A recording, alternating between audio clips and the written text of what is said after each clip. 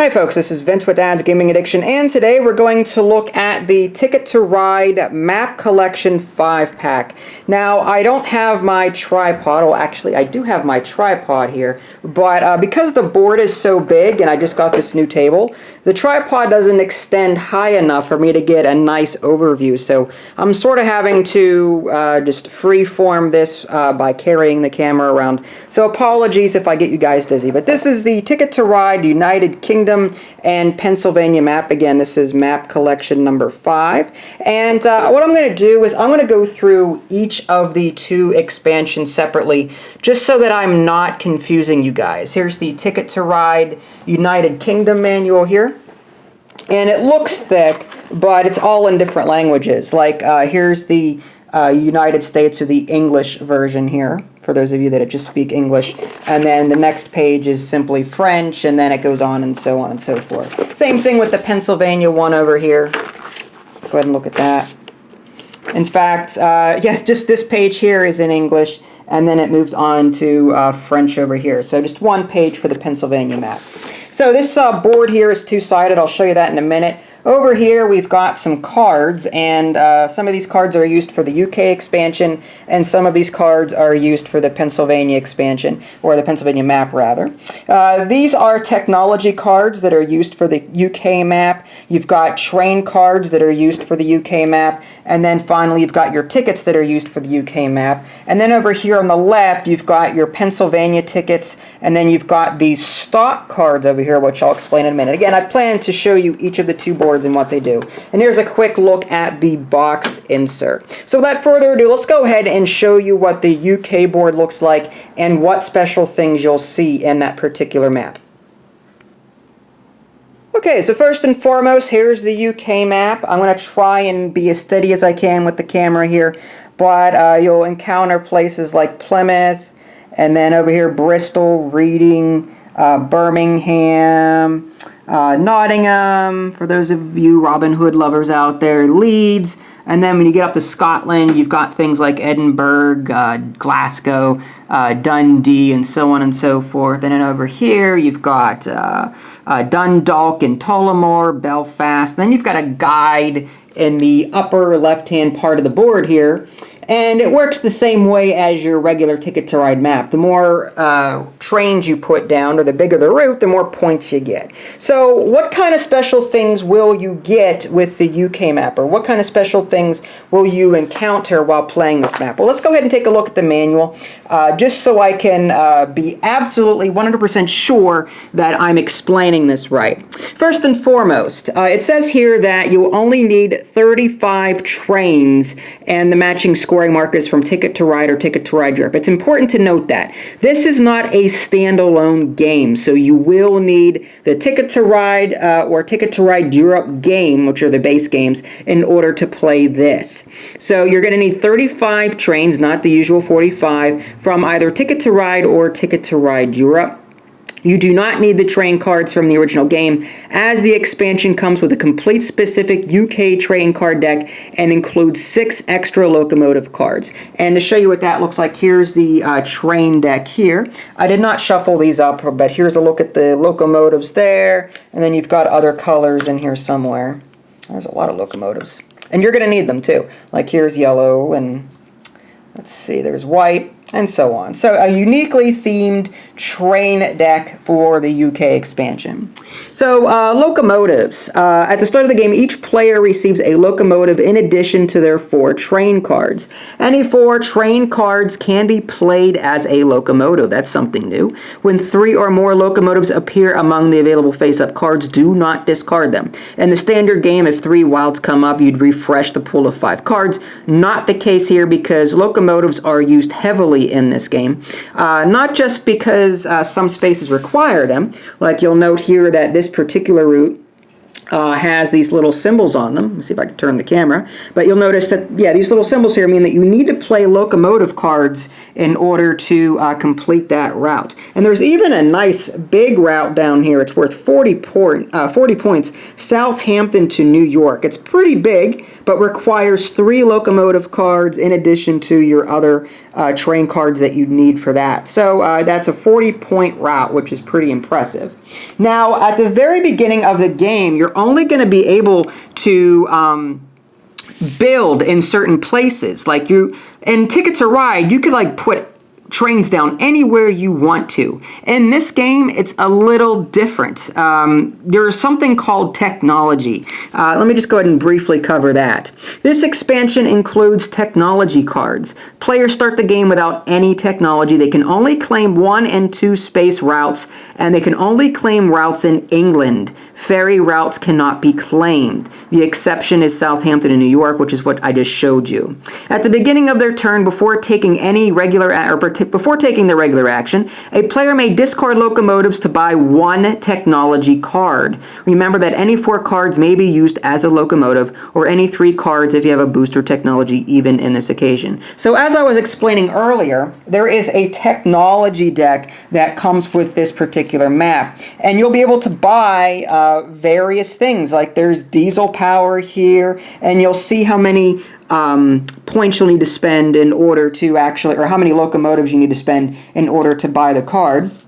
But there's different ones here. There's steam turbine, boiler lagging, boosters, that kind of thing. And the manual actually goes over some of these available technologies.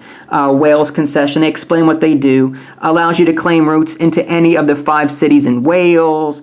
The Ireland-France concession allows you to claim routes into any of the 10 cities in Ireland and into France. So in order to actually build on different places in this map, you actually have to buy these concessions. But in addition to that, you've got things like propellers and boosters and different things like that. And it even has the cost listed here for you, steam turbines. So I think it's interesting. It gives you a sense of progression. There are some advanced technologies that you don't have to use if you don't want to, but they are available, like thermocompressors, water tenders, risky contracts, equalizing beams, that kind of thing. And then as far as scoring is concerned, there is no Globetrotter or longest scoring route bonus in this particular expansion. And then just like before, players will add up their points at the end of the game. There's some other things with regard to scoring. I'm not going to go over those, but this is a basic look at what you'd get with the UK map. Again, you start off in one place, and then using technology cards, you'll be able to expand your reach across the map. Okay, so what you're looking at here is the Pennsylvania map, and this is probably my favorite one because I live in Pennsylvania. Although I live in Pittsburgh, and Pittsburgh is spelled with an H, but I'm not going to harp on that too much. So here is a quick look at the Pennsylvania map. It even extends upward into Canada, like you've got Ontario. And you've got the same thing here with these locomotive symbols. So they're called ferries on this side and the other side. These are ferry symbols, and you need the locomotive cards in order to complete this route. So you've got places like Ontario. Further down, you've got Warren, Oil City, Dubois, Altoona, Johnstown. If you live in Pennsylvania, a lot of these places will be familiar to you. Lewistown, Harrisburg, Reading, Allentown. Let's see if I can back up a bit so you can see the map at a glance. Okay, there you go. And just like the UK map and any other Ticket to Ride map, the score tracker is along the outside. Now, as far as what cards come with this particular expansion or this particular map, you've got these cards here. These are your ticket cards. Now, I didn't show you in the UK part of this video, but the UK does have its own ticket deck. I didn't show you that, but it does have that. But the Pennsylvania also has its own ticket deck. In addition, there's something special called stock cards or stock shares.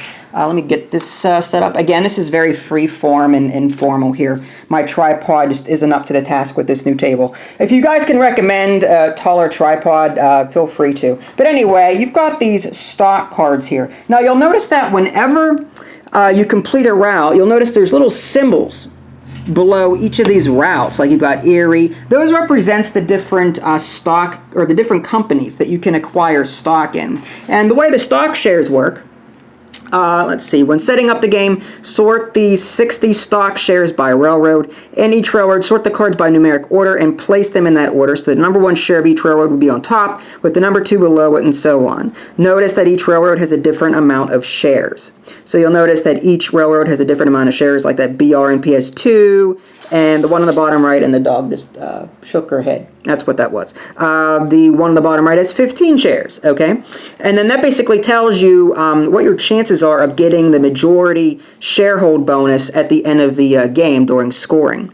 Now, what do I mean by that? Well, when a player claims a route, he may also take the top stock share from any of the railroads listed on the route he claims. There are a few routes with no logos attached to them. These routes do not grant any stock share. If all the stock shares of a railroad have already been taken, the player must choose a share in another railroad listed on the route. And then you'll keep those stock shares face down in front of you. So basically, players are going to be claiming routes, trying to complete tickets, but also collecting those share cards here. Like here's a few examples. Erie, Reading Lines, that kind of thing. Lehigh Valley. So you got that. And then during scoring, at the end of the game, let's let the camera focus there. At the end of the game, players reveal their stock shares and sort them by railroad. Each railroad is then scored. The player with the most shares in each railroad receives the most points, as shown on that railroad's card, followed by the player with the second most shares. So you'll notice the little scoring mechanic there. You've got 1, 2, 3, 4, 5, for example, then 30, 21, 14, 9, and 6. So first place gets 30, second gets 21, and so on. There are no ties. If two or more players have the same number of shares, then the players with the lowest number of share among them is considered to have the most. If the players have shares in a railroad, then the number of points players paying places, then the players with the least shares scored nothing. A 15-point Globetrotter bonus is awarded to the players who completed the most tickets by the game's end. In the UK map, you didn't have that. In this particular map, you do. And there are some two-player rules here. It's not too crazy. There's a third dummy player, but whenever a player takes a stock share, he chooses a stock share for the dummy player. So basically, the dummy player is not going to be laying down routes on the table or anything like that, but he will accumulate stock cards, and you will be comparing stock cards at the end of the game. And sometimes the dummy player will have the most stock in a particular railroad, which will affect final scoring. So there is that, and that's basically all there is to it, the Pennsylvania map. Again, I kind of like this one better, just because, well, A, it supports 2 to 5 players. The UK map supports 2 to 4 players. So I'm going to be using the PA map more so, just because, again, that's where I live, A, and B, it supports up to 5 players as opposed to 4. So there you have it, a quick look at Ticket to Ride, map collection number 5, and again, that includes the UK and the Pennsylvania map. Not a bad pickup in my opinion. I do think that the expansions for the Ticket to Ride, the game line, is just expensive overall. Like, these map packs, I think, could stand to be 10 or 20 bucks cheaper. Like, I think this would have been more of like a $20 expansion as opposed to the $35 that I paid to pick it up off of Amazon. I've seen the price fluctuate between $30 and $35. I would honestly feel more comfortable, and I honestly think that $20 is more of a fair deal when it comes to these map packs, because there's so many out there. This is map collection number 5. There's more out there that I haven't picked up because of the price tag. So if Days of Wonder would like to lower their prices so that other people can buy their product, it would be awesome if they could do that, but I'm not going to hold my breath. So there you have it, Ticket to Ride. If you guys want to see more of these kind of videos, let me know. If you haven't already, subscribe to my YouTube channel and check out my official website, www.dadsgamingaddiction.com. This is Vince, thanks for watching, and I'll catch you next time.